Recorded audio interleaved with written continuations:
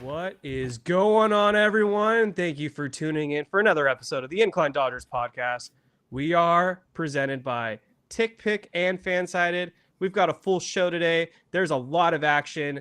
As everyone knows, as you're tuning in, the Dodgers just continue to dominate this offseason. They've added another arsenal to the repertoire. Superstar pitcher Yoshinobu Yamamoto is joining the Los Angeles Dodgers. They have found their new ace, as Andrew Freeman delivered and promised. He was going to address this Dodgers starting rotation, and there was never any doubt, as the Dodgers have landed now Yoshinobu Yamamoto to a 12-year, $325 million deal. This offseason has been effing insane. December to remember, as Jake Reiner pointed out to me as we began the show. My goodness, where to even start? Well, I guess let's start with Yamamoto, because this was a crazy one. The Mets, the Yankees, and the Dodgers were the finalists for Yamamoto, and ultimately this came down to the Dodgers having to match these two New York teams, because the reality is there was nothing stopping Yamamoto from coming to the Los Angeles Dodgers. He wanted to team up with Shohei Ohtani. There was never any doubt about it. It literally came down to these two teams out in New York upping the ante. The Mets, the Yankees both offered in the upper echelons of lower $300 million, and that was what was the waiting game here. The Dodgers had to match. They did it. The Dodgers have Yamamoto, so let's get into it. Jake Reiner, you're out in Idaho. How's it going? It's good. This was an early Christmas gift for all of us. What a wonderful surprise. I can't even wrap my head around it, honestly. I mean, $1.2 billion for three players, just unheard of in our lifetimes. And I think 4. Don't forget Hayward. Oh, right. Sorry. Hayward is in the mix there. Kind of that. Well, no, I won't go there. Anyway, it's remarkable as Dodgers fans when we the three of us kind of grew up in the McCourt era and just how miserable that was. We never made the playoffs. We never spent any money. The McCourts got divorced during the playoffs at one point. Like, it was just bad. Like, just we couldn't spend any money. We had Paul DePodesta trying to do whatever, God knows what. It was a miserable time. So now that the Dodgers have actual legitimate owners, a legitimate front office, and just an amazing machine of an operation, it makes it that much sweeter to be a Dodgers fan nowadays. And of course, now everybody hates us. They was kind of below the surface as to how much hatred the Dodgers were getting, year after year. I mean, they've put together these amazing rosters, but this one is going to blow all of them out of the water. And now the pressure is mounting not only on this team, on Dave Roberts, on us as fans. It's pretty much been World Series or bust every single year through this Friedman era, but this one the pressure is even higher. So I just couldn't be more thrilled, more surprised. And I just can't wait for spring training to start. I love it. David Rosenthal, what's your take on Yamamoto coming to the Dodgers? I mean, this dude has 188 games pitched in Japan, and his ERA is 1.72. MLB Pipeline basically came out today and said if he was a prospect, he would be our number one prospect in baseball. So essentially what the Dodgers did is give a guy who hasn't thrown one pitch in Major League Baseball the richest contract for a pitcher in history based on pure talent alone. Obviously, it's a risk. There's no guarantees in this sport, especially someone who hasn't even pitched in it, in America at least yet. But, I mean, to get him with Ohtani is absolutely insane. It's obviously been in the works for years. This is not something that they just decided to do this offseason. I've seen people say, well, the Arizona Diamondbacks made them spend $1 billion. No, this has been in the works for years. They've been clearing salary for years. The big addition was Syndergaard last year. They needed to get under the tax, and they did. And now they spent $1.2 billion or whatever Jake said on 4 players, 2 of them making up most of the $1 billion. Phenomenal addition. Obviously, again, it's a huge risk, but when you watch this guy pitch, when you watch his highlights, you understand why he got $350 million, whatever he got with the signing bonus. Also, you factor in the simple fact that the Dodgers have been after Ohtani since the beginning of time. High I mean, this is school. now, Yeah, since this high is now school. the third attempt that they have made to get Otani. And obviously this was the best attempt that they made because they actually got him. To bring in Otani got us Yamamoto. I mean, it was just such a clear correlation there, not only because it's Shohei Ohtani, but because Shohei deferred so much of his contract that allowed the Dodgers to give Yamamoto a 12-year contract. By the way, no deferments in this contract. And also there's a couple of opt-outs, I believe, 2 opt-outs in this contract, but still, I mean, that's why we were able to go out and get this guy, because of Shohei Ohtani. That's the Shohei Ohtani effect. And I also want to commend Kevin Klein for the pronunciation of Yoshinobu Yamamoto. That was flawless and perfect. He too is preparing for this moment for years. We talk about Yamamoto for a lot. You and I called our shot. We said Yamamoto was coming to the Dodgers, and he sure did. On that note, yes, there are 2 opt-outs. I believe it's after the 6th season and the 8th season in that contract. And to entice him to stay for that duration of the contract, it's backloaded. We don't have the details yet, but the majority of the salary is backloaded, kind of like with Mookie Betts. So keep him here, keep him happy. We've got a winner. Jake said it. I said it last week that this signing of Shohei Ohtani was much bigger than just signing Shohei Ohtani. This is like the LeBron James effect. When you sign Ohtani, it opens up the door to bring in a lot of other players like a Yamamoto who want to team up with this guy because they want to win. And so the idiots, like you would have heard probably on the Bleed Los Taco podcast, who said, oh yeah, we don't need Ohtani. Like that's just full of it. Shohei Ohtani is a difference maker, and no one wanted to go out to Anaheim because it was a hot mess there. But you go to a competent organization like the Los Angeles Dodgers, where you already had Mookie Betts, Freddie Freeman, a manager that's pretty well respected around the league in Dave Roberts, and then of course Andrew Friedman. This was a recipe for success, and that's how they got Yamamoto, along with the really easy negotiations with Tyler Glasnow to get him to sign an extension. So I mean, this Dodgers team is just set up for the next decade. You've got Yamamoto, who's now your ace, along with Glasnow. They're going to both be here for the next 5 years. Bobby Miller, obviously under his rookie contract, so he'll be here for the foreseeable future. And then the big question mark, whether he'll be here or not, is Walker Buehler, because he's coming up on his free agency season. But there's some good news if they can't retain him, because Shohei Ohtani should be back in the Dodgers rotation for 2025. And then you've got the young studs like Emmett Sheehan, Gavin Stone, and potentially Maddox Bruns if he works his way up. So this Dodgers rotation is set for the next couple of years and long-term duration. It's just going to come down to health. Yeah, and it's going to be this is a huge year for Walker Buehler because we need to see what we have with him. And if he has this sort of contract year that is kind of expected of a guy that's in his position, then great. But as we know, this is, he's coming off his second Tommy John surgery. So it's great that we have these, sort of insurance policies, so to speak, and what insurance policies they are with Glasnow, Yamamoto, Bobby Miller, and the rest of the guys you just mentioned. It's just so beautiful to see the entire rest of the league is in shambles. The Angels are in shambles. The Mets are in shambles. Even the Yankees are really in shambles. Don't forget the Padres. Well, I didn't even get to the Padres yet, but I mean, even the Yankees who got Juan Soto in that deal and they picked up Alex Verdugo. I mean, they were primed to try and get either Ohtani or Yamamoto. They really made the push for Yamamoto, but it is so sweet to see how hard these teams tried for Yamamoto. And just, I mean, you want to win a World Series, you want a shot to win a World Series every single fucking year, you come to the Dodgers. I don't care. It's just, it was just a no-brainer because the Mets offered basically the same exact contract that the Dodgers offered Yamamoto, and he picked us. I mean, it's just so obvious.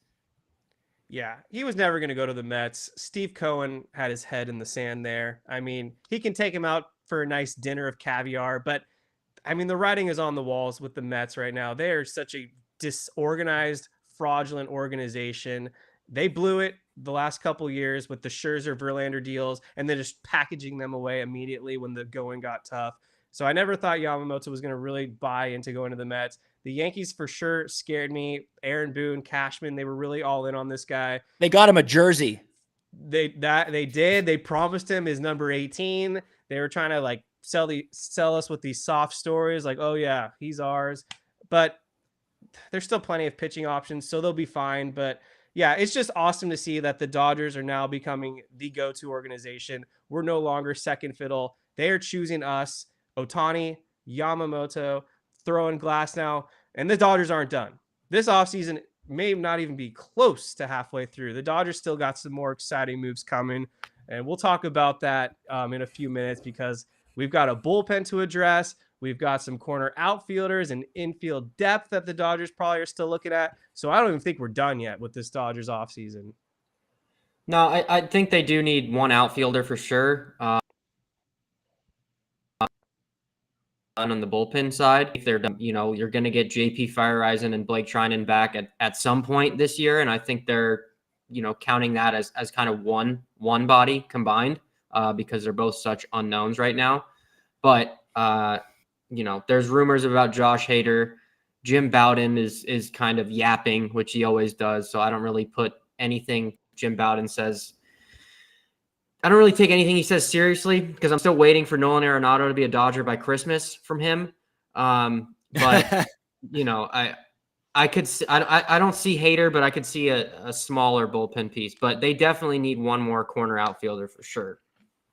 Well, your boy Bowden, he floated the idea of Emmanuel Clase of the Guardians. I like that idea. I think the Dodgers need a of course, it's a great idea, but how are you going to pull that off?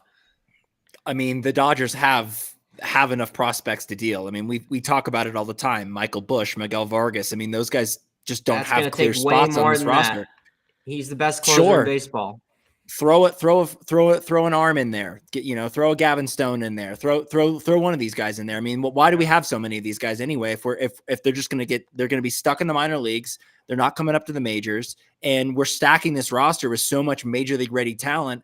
I don't really see a fit for any of these guys. So you might as well sell high on your prospects. All right. I'm going to tell you why he's not going to be traded. If you look at his contract, he's still under arbitration for 3 more years. His salary is $2.5 million, $4.5 million next year, $6 million in 2026. And then he agreed to an extension in which he has 2 club options for $10 million for 2027, 2028. No shot. The poor, cheap, pathetic ownership of Cleveland trades the best closer in baseball when they're getting him for that kind of wages. No shot. Also, relievers are volatile, and they need to field an entire team. So if the Dodgers are willing to provide them a future third baseman in Michael Busch, maybe even a catcher in Diego Cartaya, and then give them some starting pitching depth in there, they're not going to turn that down for a closer. A closer is the easiest replacement in Major League Baseball. So if the Dodgers want to bully the Guardians into getting this done, they can get it done easily. And I fully buy this Clase to the Dodgers rumor. I think the Dodgers need a legitimate closer. I just don't see that happening. It's 25. I mean, there's so many other options to not just bullpen pieces, but to get another starting pitcher if they want to get go after Burns if they want to go after Corbin Burns or a Willie Adames. I mean, all those names are still in the mix for guys that they could fill out the rest of this roster with. And then not to mention, I mean, I feel like I've been saying this for forever. Bring back Kike Hernandez, bring back Ryan Brazier. I mean, those 2 moves right there, you might not even need an Emmanuel Clase if you want to make Phillips your closer, which they could easily do with Trinan and Fireisen. I mean, you and Brazier. I mean, you could slide those guys into the Phillips role and have Phillips be the closer. I mean, there's so many different ways you can play this. Yeah, but those guys have been out for a while. There's no guarantee they're going to even be good. The Dodgers are at their best when Evan Phillips is their fireman guy. That's just the facts. And if they can get an established closer to shorten up the games, that they would love to do that. There is no coincidence why they're in the Josh Hader market and why they probably are looking for a closer. So I fully think they are going to continue to address this need because they do have to replace Ryan Brazier. And the simplest way to replace Ryan Brazier is to move Evan Phillips to the Ryan Brazier role and get an even better closer. Why not? Or Why you replace him or just bring him back? Just get him. But the simplest way to replace him is to sign him. Because Ryan Brazier has been awful for 3+ years with the Red Sox, and there's no guarantee that he repeats his success of a 20-something inning sample size. No guarantee that Jason Hayward repeats. I mean, we're not talking about Jason Hayward. I'm talking about Evan Phillips. But I'm just saying the reason that they gave Jason Hayward a contract is because of what he did last season. So that's exactly why you want to keep a guy like Brazier, because he was fucking lights out for us. I mean, he was unhittable. Much easier to expect hitters replication versus a reliever. I know you guys aren't going to like this, but I think Michael Grove has a legitimate chance to be a really good reliever on this team. I think he can actually step in and be a 7th and 8th inning guy and be pretty damn good. His stuff is good. There's no question about that. And if he can focus on being a reliever and work with the pitching and development staff, I think there's a legitimate role for him there. And I think it would work out. They have too many guys on the roster currently or in AAA or in the minors who can be really good relievers. I just don't see them paying Hader $100 million or trading 4 or 5 legitimate prospects for a closer. I would love Class A, but I just don't see that that's likely. I think it's pretty likely. The Guardians are cheap as fuck. So keep an eye on that rumor. I mean, look, here's the thing. We got Otani, we got Yamamoto, we got Glasnow. Any way they go, I'm good. Like I fully trust Friedman to build out the rest of this roster the right way. I mean, after those moves, the offseason for us has been better than any offseason that's ever happened in this franchise. So for me, like, I trust that they're going to be able to fill out the rest of this roster, and I will accept whatever direction they go in at this point. No reason to doubt them at this point, and that's why I think they're not done. I'm seeing Kyle Hurt's name thrown around in the chat. He is definitely going to be a big part of this Dodgers force for 2024. Definitely an eye to keep an eye out on. Michael Grove, I'm sure they'll give him consideration, or he could get traded next week. It could be either one. He might be like Andre Jackson and end up in Japan next year, honestly, just the way Michael Groves really looked for the Dodgers. But I want to get back to Yamamoto. Let's dig a little deeper into just how good this guy is. He throws a 95-mile-per-hour fastball on average, can top out around 97. I was doing some reading. He throws a signature rainbow curveball, whatever the hell that means. But apparently people are comparing it to the likes of Clayton Kershaw's curveball. So if they're going to compare his curveball to Kershaw's, that must mean it's pretty good with a 2,800 RPM. Then he also throws this nasty ghost fork-like splitter that I definitely was watching the highlight reels on, and it's really is devastating. And then he throws some like hard slider, hard cutter combo pitch. So he's a 4-pitch pitcher. I mean, this guy, you slot him in right now, he's probably going to start opening day for the Dodgers. This is a big move. I mean, I don't even think Dodger fans understand the likes of who they've just signed. Yeah, and to guarantee him $325 million without even throwing a pitch in Major League Baseball, just the confidence in that, to be able to do that, to outbid the rest of these teams for this guy is just a true testament to how good the entire industry thinks of him. So for him to be the guy that is sort of the biggest free agent pitching signing for the Dodgers is kind of unprecedented. It's remarkable. Here's my thing though. It's like, we know that the Dodgers are going to make the playoffs. I mean, that is just a foregone conclusion pretty much every year, but definitely with this roster. That's a hot take. I'm just Exactly. Yeah, exactly. Pay attention because I'm moving fast. The question is going to be, where is this team come October? What do they look like? Are they healthy? Do we have, our frontline starters ready to go? How are they pitching? That's going to be the key, because as we've seen year after year, that seems to be the biggest roadblock. As we get to the postseason, we're too banged up and we don't have enough reliable starting pitching, and the offense just absolutely goes quiet. So that's the thing I'm most concerned about. We just have to get through the regular season and make sure these guys are healthy. That's the only thing I'm concerned about at this point, because the rest of the division, I mean, I think Arizona is going to make some noise, but I just don't see any other competition even coming close to dethroning the Dodgers in the NL West. That's how it's been for years. That's literally how it's Yeah. been for years with us. I mean, we've had the rosters, even without Otani and Yamamoto. I mean, you look back at pretty much any roster, even last year. I mean, you still have a pretty damn good roster last year at the start of the You season. did. Obviously, things happen and you lose half the pitching staff, but go back to 2017 essentially. Every year, it's just let's stay healthy and see what happens in the playoffs. And they've only done it once, and it was in a shortened season, as we know. So the longevity of this team has been its downfall. They have not been able to stay healthy, and then you pair that with awful timely hitting in the postseason, and you get to where we are now, where we're spending $1.3 billion in the offseason. So yes, it's the longevity factor, but I also at some point it's when do these injuries stop, and what is causing all these injuries, and why do we love Tommy John surgery so much? Yeah, it is a mystery that it just keeps happening to us in this fashion. But I feel like a lot of the narrative out there right now is, the Dodgers are just going to get bounced by an 85 win Marlins team in the first round. It's like, those are the jokes that are flying out right now. And to which I say, joke to make. It is a valid take to have, but what have we been experiencing these past few years? Exactly that. I mean, just a team that should be much better than it is, should make a much deeper postseason run than they have.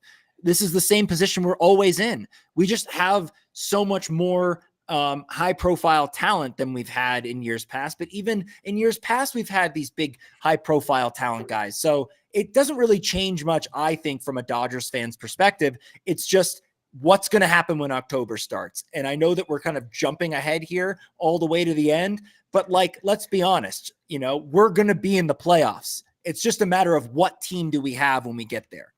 Yep. Yeah. And I mean, you can make that case for all 12 playoff teams, but there's a shifting of the guard now. This is now Shohei Ohtani's team. It's not Mookie Betts' team. It's not Freddie Freeman's team. The pitching staff has a new leader. It's Yamamoto's team with maybe a little sprinkle of Glass now. Those are their two leaders in the rotation. So there are a lot of different vocal presence. And hopefully this isn't insanity because we're not doing the same thing this time. We're not repeating what they've been doing in years past. They didn't have Ohtani the last couple seasons when they got bounced in the NLDS. They have finally right now a full rotation. It is going to come down to health. Odds are one of these guys are going to go down. Hopefully it's not the guy they committed 12 years to or the other guy who's never pitched 120 plus innings in his life with Glass now, but he seems pretty confident that he's figured out his elbow injuries. So I'm looking forward to that. He seems to have found the right solution, I guess, with the surgery, claiming it wasn't, I don't think it was a tear, he said. They just had to essentially reconstruct it because there was some scar tissue, something along those lines. But yeah, we're not going to have to rely on Clayton Kershaw and Lance Lynn to start pivotal games for the Dodgers.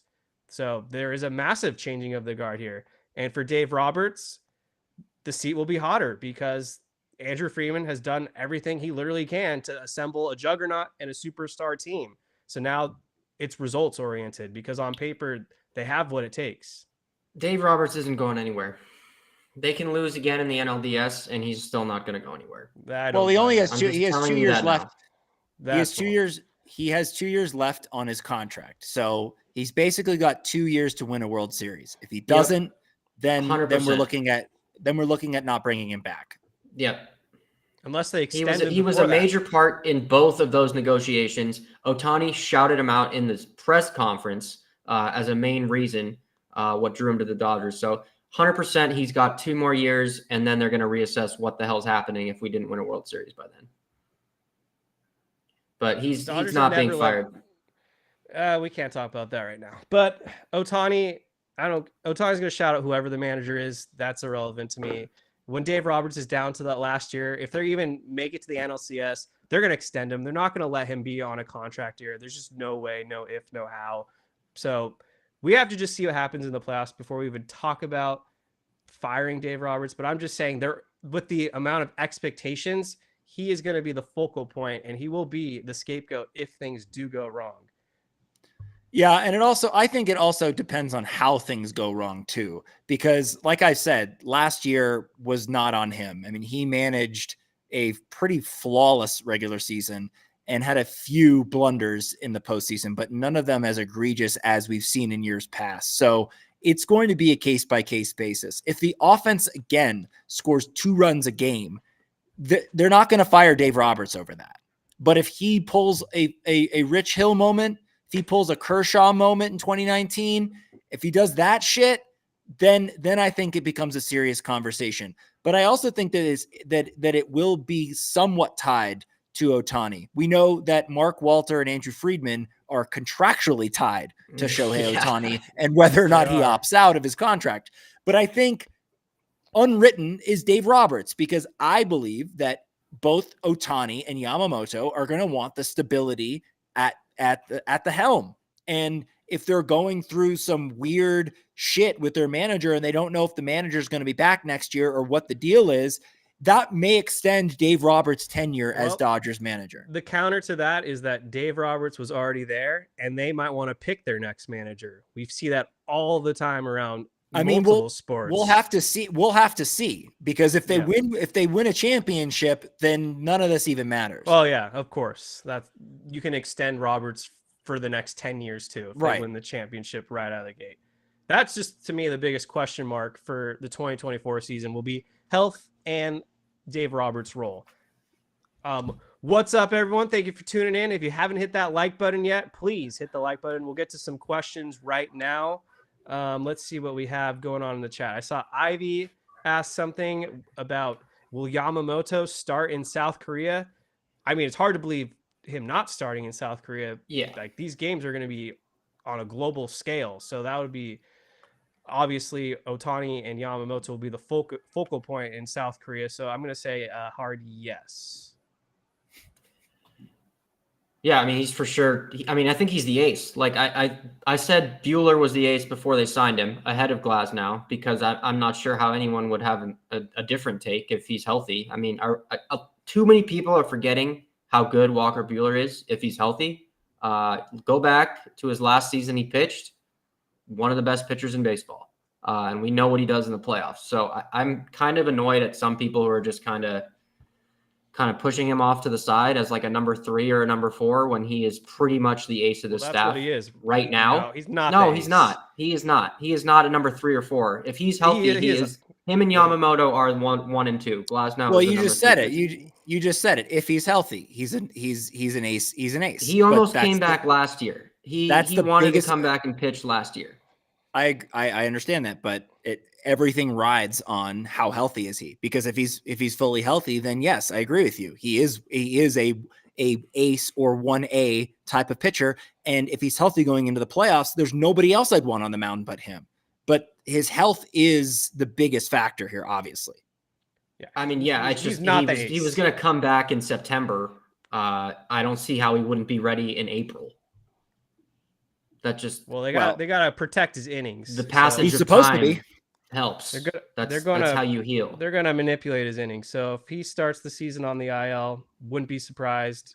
They don't want him to pitch 100 plus, 180 plus innings this season. We're probably going to see somewhere between 120 to 150, if I had to guess, for Walker Buehler, because we were talking about earlier. You need him fresh for the playoffs. I want a 6-man rotation. I've said it, and this is absolutely the year to have one. I mean, you've said it at the top. They're going to make the playoffs no matter what. And it's going to come down to if they're healthy or not. So what better way to do that than to limit everybody's starts and add another starter?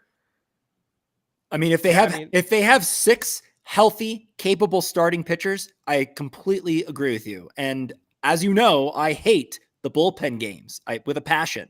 I don't think that they help as much as having 6 starters work for you. And plus, having a 6th starter is huge when you have so many injury-prone pitchers. That just limits the amount of starts that they have, limits their innings, all of that. I mean, it's a domino effect. So if they have 6 healthy starters, I agree with you. I don't know why more teams don't do it if they have that luxury.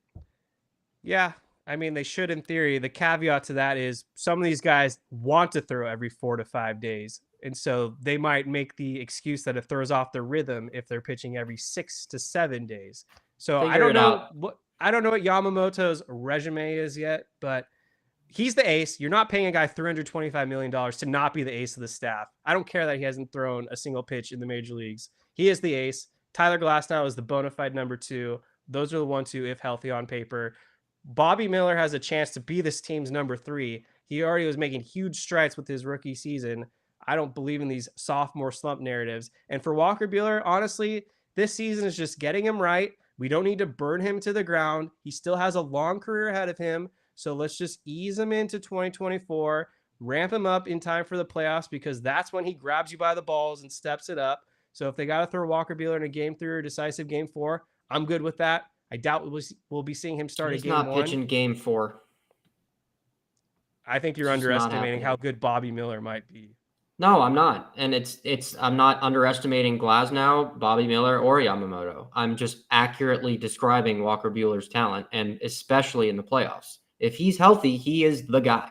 End of discussion. Not the guy. No. End of discussion. This is living in the past. No. Yamamoto what is past? now the He's guy. been injured for 1 year. Oh, So how we're do you living do in 2021? 2022? How do you do in 2022? He didn't pitch in 2022. How do you do in What did he 2023? pitch? 1 month? How do you do in 2023? Or sorry, he didn't pitch in 2023. I'm talking about 2022. He was bad in 2022. He had a bad arm. He was hurt I don't know at the end what of you're- 2022. Exactly. So this is the point. He hasn't been healthy in 2 full years. So to just Everything declare I'm him saying the is under the ace- assumption that he's healthy, well, we which he shouldn't should be assume. by now. We shouldn't assume he's going to return back to form I'm immediately. comfortably assuming that he's healthy, This is like as he saying was going to Lance come Lynn's back gonna on step up in the last playoffs. That worked September. out really great. Now we're 6 months in the future. Of course he's healthy. Why would he not be healthy? Blake Because Trinan said there- it today. Blake Trinan was on MLB Oh, yeah. Network Radio today and said Yes, Walker Blake Buehler is Trinan, going the to be guy ready that for spring knows- training. We should trust Blake Trinan in his judgment with injuries. That worked out great. It's not judgment. It's he's being in the locker room with the guy. We haven't seen Walker Buehler really be Walker Buehler since 2021. So to assume he's going to revert back to where he was in 2021 is kind of foolish, in my opinion. They gave Max Scherzer the ball over him when it mattered most. It just happened to be that Max Scherzer was a bitch and sat out the most important game of the year. That's a you're mischaracter. wrong. It's a mischaracterization of completely what wrong. happened. That's totally That's not not- what happened at all. Who started the wild card game? Max Scherzer. Why? Do you want to know why? Because he was the ace. Okay. I don't Also, know what Walker world Buehler you're living in. he wasn't bad in 2022 And if Clayton either, Kershaw also. comes back and he's healthy, he's going to start over Walker Buehler. Oh, Who? You're just I don't know what Who's you're talking Clayton about. Kershaw? Kershaw? Is that what you just said? Yeah, I said if Clayton Kershaw is re-signed and is actually good Okay. August and on, he will start over Buehler. That's preposterous. Are you saying How is that preposterous? are you saying that both Buehler and Kershaw are healthy going into the playoffs, and you're saying Kershaw is going to start over Buehler? Yes, I'm using David's logic that if he is pitching and is 100% healthy and we assume there's no setbacks, Kershaw starts over Buehler in this scenario. In no world would that happen. No, Literally no none. world. Because look do you at what mean no Kershaw world? what happened to Kershaw this past postseason?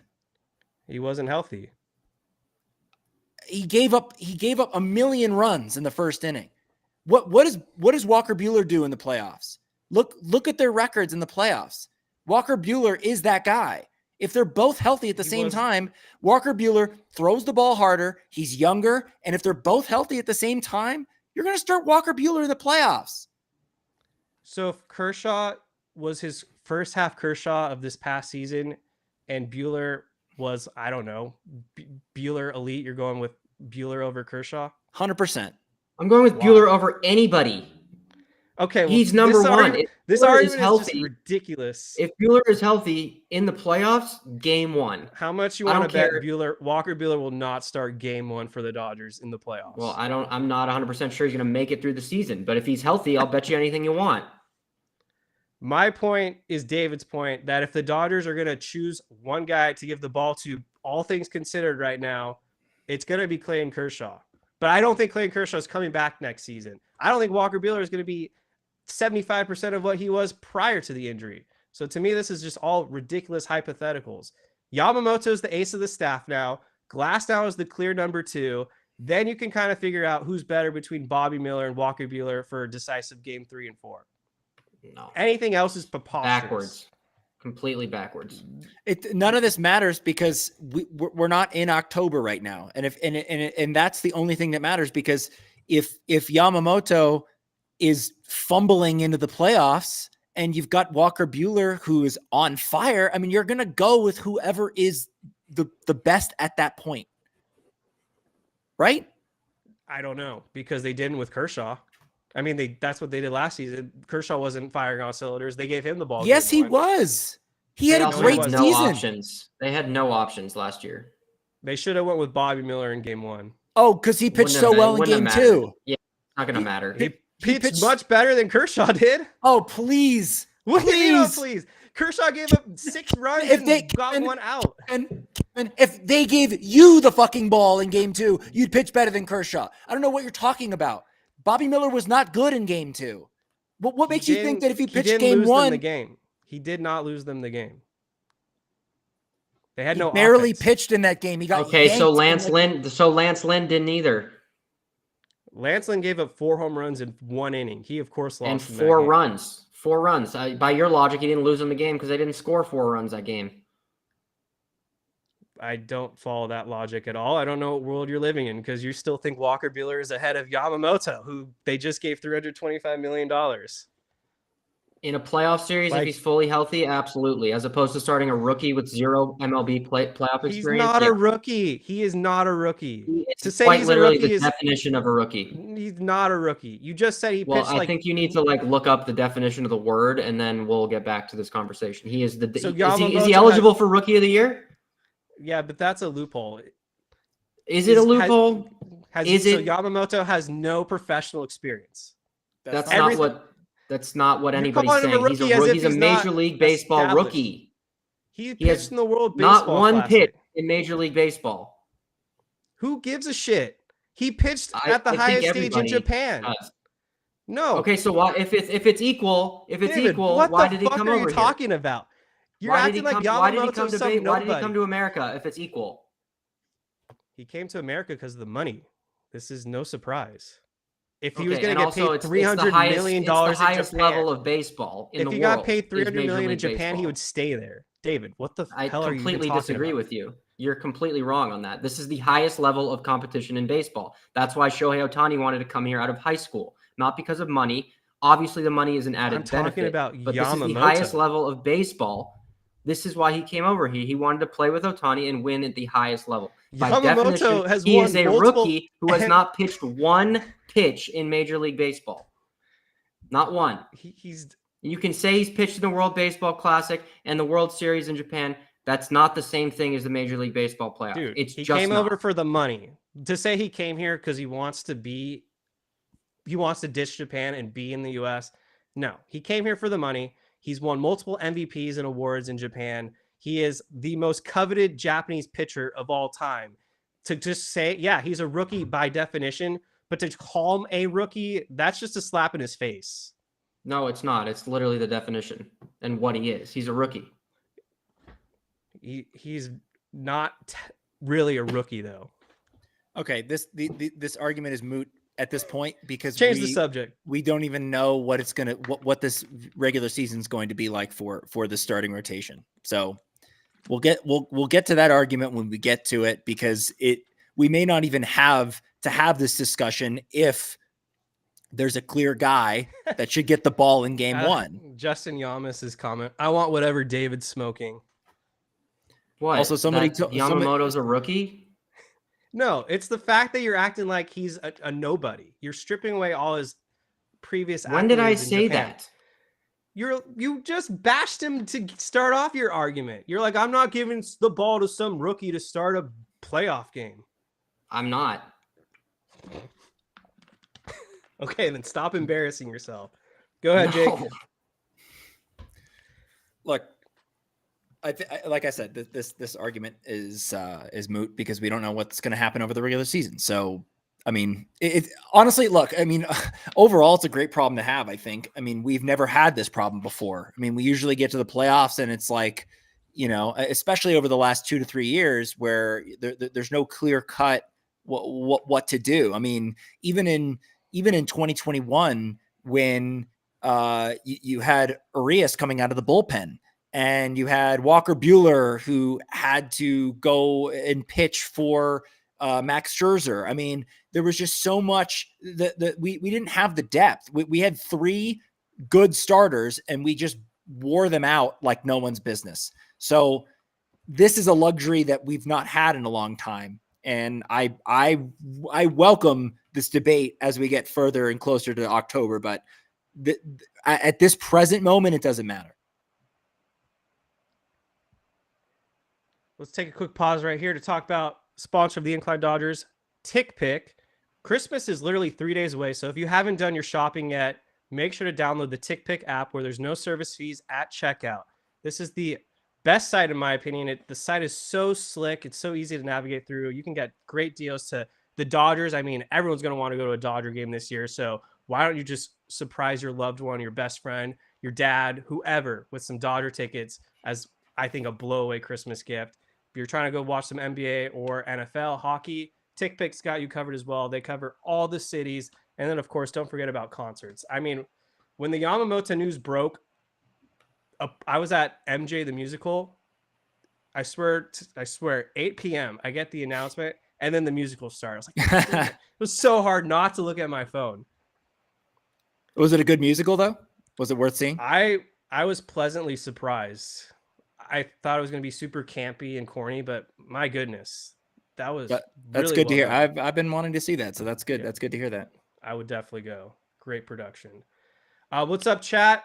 We have a lot of comments, so let's get to some questions right now. So if you're following along, first of all, hit that like button. Make sure to subscribe, and let's get some questions in there right now because I think it's a good time. Yeah. But in the meantime, Ben Verlander, what was that take saying that Shohei Ohtani is the most historical signing in Dodgers I think he said important or something. It was regardless. That was so cringe. Well, he got absolutely flamed for that. So we don't even have to flame him that much more because he got absolutely destroyed on X for that. So bad. Maria G wants to know, is anyone going to the home opener? I can't afford it. What? But if we use TickPick, come on, Kev. $400, $500. That's what I've seen the prices at. I think I'm good.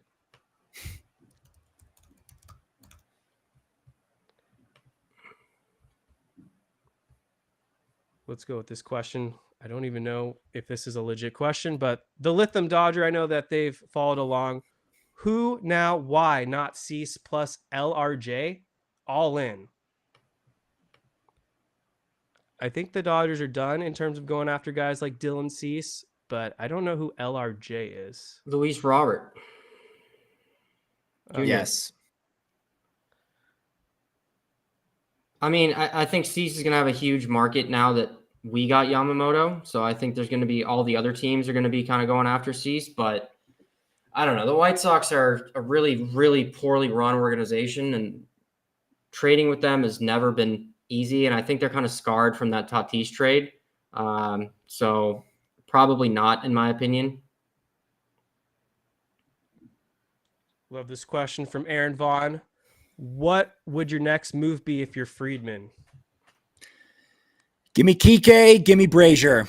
I'm going to keep saying it till it happens. Those two moves are so just needed to fill out the rest of this roster depth-wise. I mean, it is very top-heavy at the moment with Betts, Freeman, and Ohtani. So adding a guy like Kike, again, just a clubhouse guy. I mean, you saw the kind of culture that he brought to the team last season, the way he performed in the playoffs.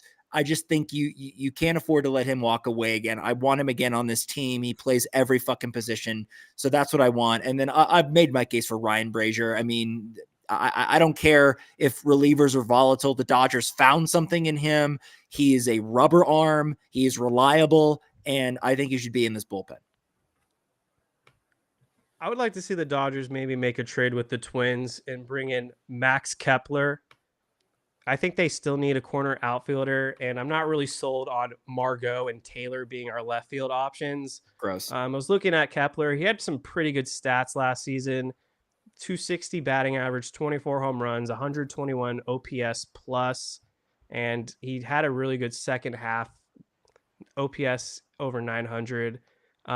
Not too bad against lefties either, although I wouldn't be surprised if the Dodgers just platoon him altogether, but 250 batting average, 751 OPS, 4 home runs. Not terrible, but I do think the Dodgers need to get at least one more corner outfielder to really hone in what will be a juggernaut roster.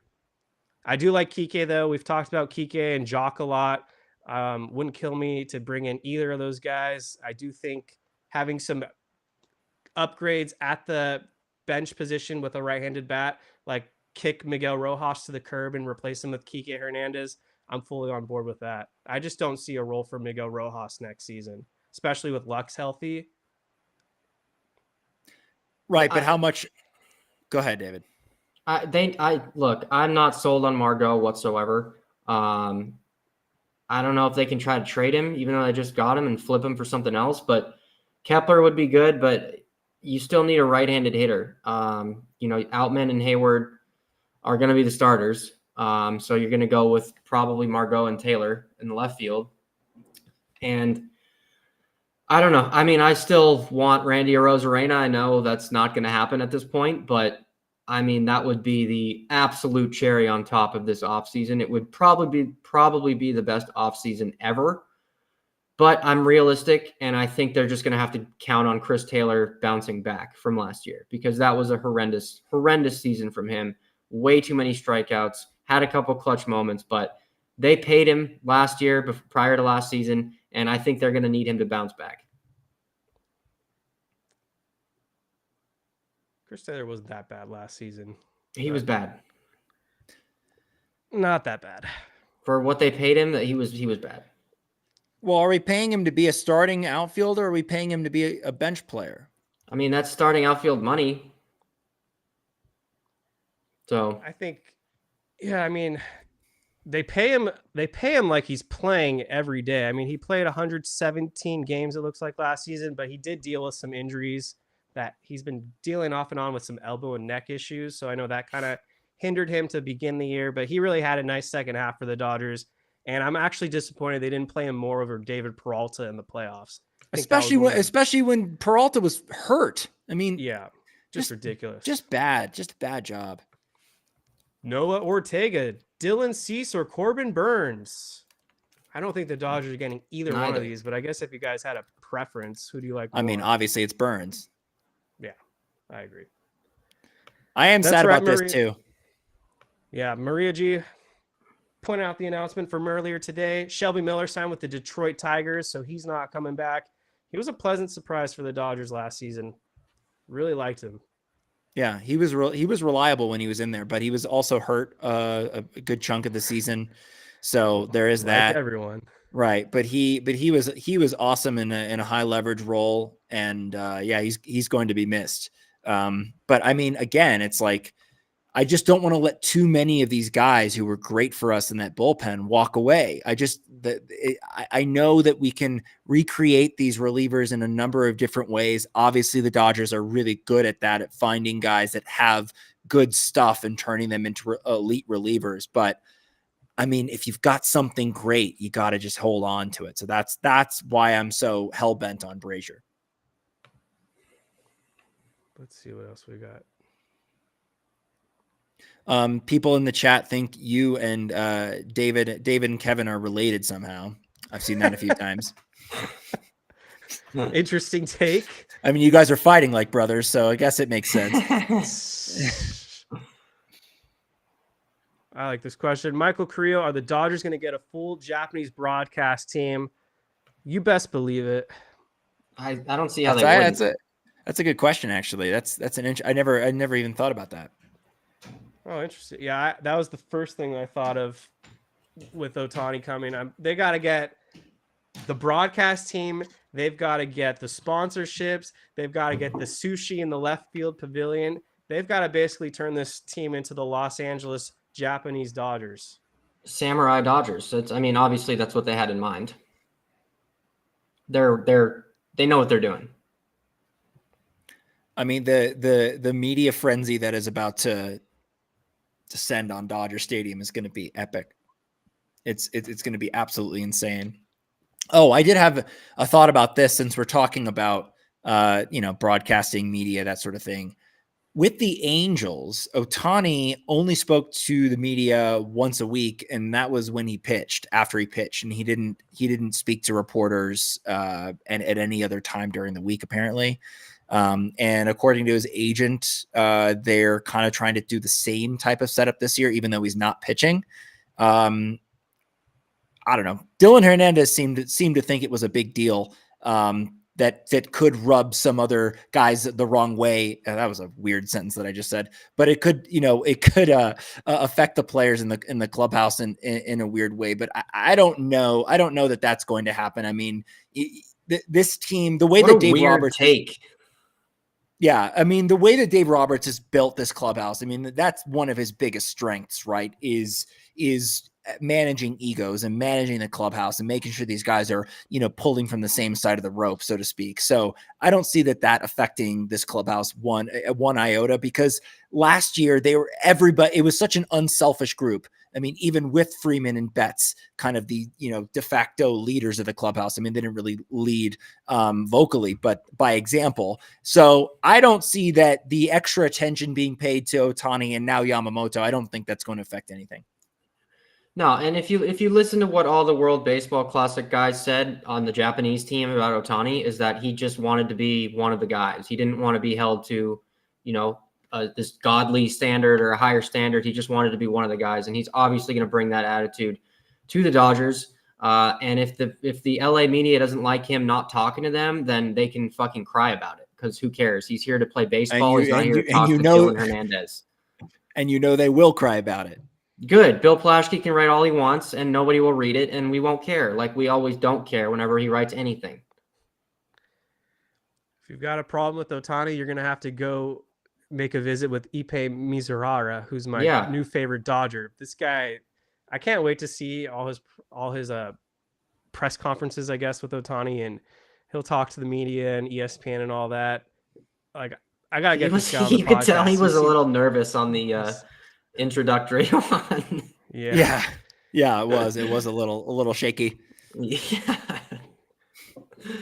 He almost cracked, but some of those questions were horrendous. Wow, his story is cool. He was apparently initially Chris Martin's interpreter when he went out to Japan, and I guess that's where he met Ohtani.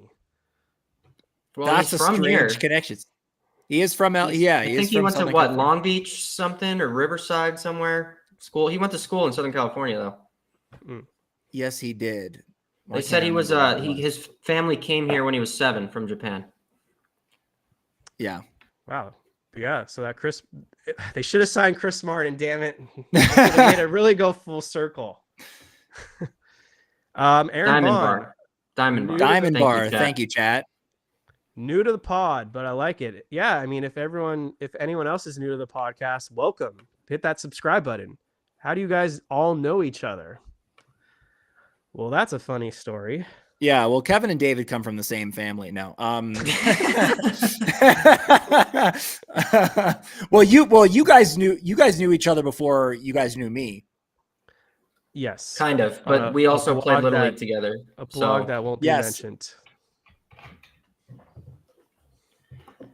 And so I knew Jake, kind of a random story, but he went to high school with my now wife, or middle school and high school, whatever. Yep. All those grade schools. And then we were at a Jerry's Deli in Sherman Oaks, I think. And he came on the TV reporting for the Rams. And she was like, "Oh, I know him. He really likes the Dodgers. You should reach out to him. Maybe he'll do the podcast with you." And that's the story there. I mean, it's funny because I actually already followed you before you reached out to me, which is kind of funny. And then I joined in during the pandemic in 2020. Yes. One title under our belt. We need more. And then David and I played Little League together, although I don't think we didn't know each other at the time. No, but we played West LA 1 or Little 2 League. years. Yeah. Slightly Oh off, but same shit, you Little guys League. are Valley boys too. I'm not from the Valley. Is anyone here from the Valley? No, I was born and raised till I was 9 in the Valley. So kind of. Really? And I live in the Valley now. I'm West LA all the way, baby. Still am. 818. Living in Santa Monica. Give me that 310. I'm from Ventura County, but never have We lived in the do. Valley. That is a good question, though, that you just put up there. But the answer is Clayton Kershaw. And I don't care what anybody says. He'll come back in July. We already have plenty of options right now. Yarbrough can kind of fill in if we need a lefty starter to mix it up. But I just don't see a world where Kershaw sees what's happened in this offseason and it's like, yeah, you know what? I'll go to Texas this year. Like, out of all years to go to Texas, this is not it. So he can rehab there. The Dodgers aren't going to give a shit where he rehabs. Come back when he's ready. There's your lefty starter. I really hope Kershaw comes back for at least this season. It would be a damn shame to have him not a part of all this. But yeah, they've got to find a lefty starter. Honestly, they need to find maybe another lefty reliever because I honestly don't think we have enough depth in that department at all. Caleb Ferguson's a ticking time bomb. Alex Vesey was horrendous last season. Brian Hudson's a guy that is a fringe Major League Baseball player. And then Ryan Yarbrough, we don't really know what we got out of him. He's either going to be a long man reliever or he may be a spot starter guy. So I think they need a little more depth in the left-handed department. Probably kills the dream for Jordan Montgomery and Imanga, but hey, maybe there's someone out there that we aren't even thinking about. I know I love Montgomery, but I realized I didn't know this before today, but he's a Boris client. So I don't know. I think that might be out the window for us. Damn. But do you think Clayton Kershaw is enough? And what I mean by that is we're not getting him obviously at the beginning of the season. It's going to be in the middle of the season, maybe even towards the end. Who knows what his recovery time is going to be on that surgery that he had. So do we feel that he is enough in terms of getting a lefty starter, or should we pick up someone else like a James Paxton or someone else that is a major league starter that could be ready? I don't hate the idea of James Paxton. I'm trying to figure out who his agent is. I feel like it's Boris, but maybe I'm wrong. Maybe it is. I don't know. I'm not putting too much stock into not having a lefty. I mean, they've had pretty much the opposite for a long time. So why not just kind of go with the best available arms and not really worry about what hand they throw it with is kind of my take on this. Mm-hmm. Like, I agree. You need left-handed relievers for sure. But in terms of starters, I don't know. I think having one as a depth option, sure. But I like Yarbrough. I think he's a very valuable piece to have. Yeah. Oh, Justin in the chat says Paxton is a Boris client, and I didn't know this. I mean, I knew Gratterall was a Boris client, but I didn't know Vargas was, and that they were the only two left on the roster. I mean, it makes sense with his relationship with Friedman, but that is kind of interesting. We traded one of them away for Glass now, which was Pepio. Yeah. And JD Martinez was Boris, and he's a free agent. Yep. What's the most memorable game we've ever been to? Well, I mean, Kevin and I did go to the wild card game when Chris Taylor hit the walk-off home run. That was pretty memorable. But I think mine was 2013 NLDS, the Juan Uribe home run against the Braves in Game 4. Was the most memorable game I've ever been to. I've never heard the stadium as loud as that, especially after 2 bunt attempts by Uribe that Don Mattingly had smartly put on. And me and my dad were there at the game, and we were screaming, what are you doing? This guy's never bunted in his life. Why are you having him lay down a bunt? And then, of course, the one time he swings the bat, he hits the ball into the fucking bullpen. So all's well that ends well, I guess. But yeah, that was my most memorable one. I'll go. I guess go ahead, Kevin. Go The ahead. Chase Utley slide game, NLDS Game 2, 2015. I'll go with that. That was pretty wild to be there in person for. I'm going with a tie between the Justin Turner home run off Lackey in 2017 That's cool. and the Muncy 19th or 18th inning walk-off in the World Series. Oh, I was there too, actually. That was pretty Yeah. fucking cool. 2 7th inning it- stretches in that game. Yes. That, the game had so many great moments, like Bellinger throwing out, I believe it was Kinsler at the plate, and Yasiel Puig like legging out a weird infield bobble thing by Kinsler again. Just an incredible game. I think that game leaves. Go ahead. I was just saying, what about Puig for left field, huh? I No mean, thanks. I would love it. I would be Why? so on board for that. So down for him. Bring him back. Why Bring not? him home. My major league minimum, he's not give him good. one more chance. I know it's not going to happen. He's hitting bombs. He's hitting bombs still. So Yeah, in Mexico. he can still hit, and he's fucking beast in the playoffs. I'm good with that. Obviously, it's not going to happen, but we can. Not gonna happen. Never gonna happen. It's the last but- guy we need to ruffle Otani's feathers. Oh, I think they'd get along. I mean, he gets along with everybody. Remember how he was with Hyunjin Ryu? Yeah, they were best buds. They were best. Plus, buds. it's been like 6 years. There's no way Puig hasn't matured to some level. Someone is saying we should have a reunion. That's not a terrible idea. Boris too. But he's old. Yeah. He's like barely. Talk about injured. Oh my God, that guy's never had a healthy season. I mean, I feel bad for him because he's great. He's a great pitcher. Yeah.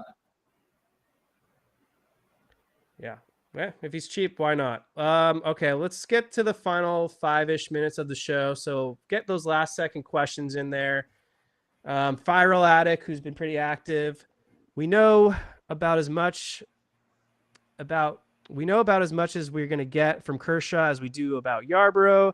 You guys think that we're going to have Kershaw of old, or is there no way he's the same guy? I mean, if he's healthy, he's going to be good. I mean, we saw that with a busted arm last year. I mean, even with that, he was pretty damn good in the regular season. My take on that is he never had a surgery in his career. So I think that this can go one of two ways. It can either take him a long time to get back, or it can be the best thing that ever happened to him in his career. So I just don't want to see him pitch anywhere else. And as we all know, if he's healthy, he's still one of the best pitchers in baseball. So with the rotation they've already assembled, there is little to no downside of bringing him back. I agree. If there was ever a pitcher to defy all odds, it's going to be Clayton Kershaw. But we just have to first see him get medically cleared, and then we can have the discussion. If he can get back on the mound, then I'm fully confident he's going to be like the Clayton Kershaw, most of what we had in 2023 before things took a huge step back. So I'm still not optimistic. We'll see. Shoulder surgeries are the one injury that always scares me. But if there was a guy to defy all the odds, then yeah, it's Clayton Kershaw. Justin Yamas, what is Giolito's market? Too much. Too high. $20 million a year. He's probably not going to be a Dodger now. They don't need him. Michael Carrillo. Who would it take to trade for Jesus Luzardo? Now this is what I would love this. Yeah, this would be a great move. If the Dodgers were just going to be full evil empire dynasty mode, then we kind of are. They would just call up Miami right now, who they no longer have Kim Ng, so whoever's in charge is essentially a wild card. Get it done. What would it take? Probably would cost Michael Busch, Miguel Gavin Vargas, Stone. And then a Gavin Stone, potentially Nick Frasso, a guy that we didn't bring up, but he could be pitching some big league innings for the Dodgers this season. They have the prospect capital. Yeah. And finally, the last question from IV or 4. I don't know which pronunciation it should be. What are you guys expecting out of this new era of Dodgers baseball for the next 10 years? I wish Vin was still around to see this. That's a good question. Well, yeah, I wish Vin was still around to see this too, because I feel like Yes. he would fall in love with having Otani as a Dodger, and Yamamoto. I mean, it's just too bad we don't get to hear what his thoughts are on this. But at any rate, I'm expecting multiple championships out of this next era. I mean, how can you not? We've got the best player in baseball. We just took the best pitcher in Japan. We have star power up the wazoo. This roster hasn't even been filled out yet, and we're still looking for players at this point after spending over $1 billion already on free agency. So I'm expecting at least 2 to 3 championships. Let's get one full regular season championship though, before I get ahead of myself. But if we're talking 10 years down the road, that we better be winning. That's all I have to say. Oh, absolutely. I need 2 to see more at least World 2 Series by the end of 2030. Yep. 100%. Yep. What I'm also expecting, so Yamamoto is about to be the face of Major League Baseball pitchers. I think he's going to win at least a couple Cy Youngs. Shohei Ohtani will win at least 2 more MVPs in a Dodgers uniform. He's going to flirt with close to 500 career home runs in Major League Baseball alone when it's all said and done. And then Mookie Betts, Freddie Freeman, they're only going to add to their Hall of Fame resume. And then who else? Oh, yeah. The future is bright with all the young pitchers. I'm expecting a big bounce back season for Gavin Stone. I'm thinking Bobby Miller is going to have his best season to date starting next year and begin what's going to be a very successful career. Dustin May, I think they're going to reinvent him into becoming some high leverage reliever. I think that's where Dustin May is best suited moving forward. And I think they're going to start to incorporate all the young pitchers. I don't know what they're going to do with their young hitters, but I can say that with the pitchers, you should be excited as a Dodger fan. So that's my final thoughts with that question. Let's get to our final thoughts in general. So David, I'll start with you. I mean, my final thoughts are pretty simple. It's just they've been planning for this offseason for years, and they executed it. It's one thing to plan for it, but it's another thing to actually get the guy to sign the contract and get the guy, arguably the best player ever, to come to your team for the next 10 years. And they did that. So my hat is off to Guggenheim ownership group, Mark Walter, Stan Kasten, and all of them. That's not something that we're used to prior to their ownership group. It's just not. And a lot of teams would kill to have these guys spending $1 billion for us. And now it's just up to the players to execute. And Friedman did his job. Ownership did their job. Players gotta win. It's been the story. They've put phenomenal rosters on the field every year since 2017, even 2016, in my opinion.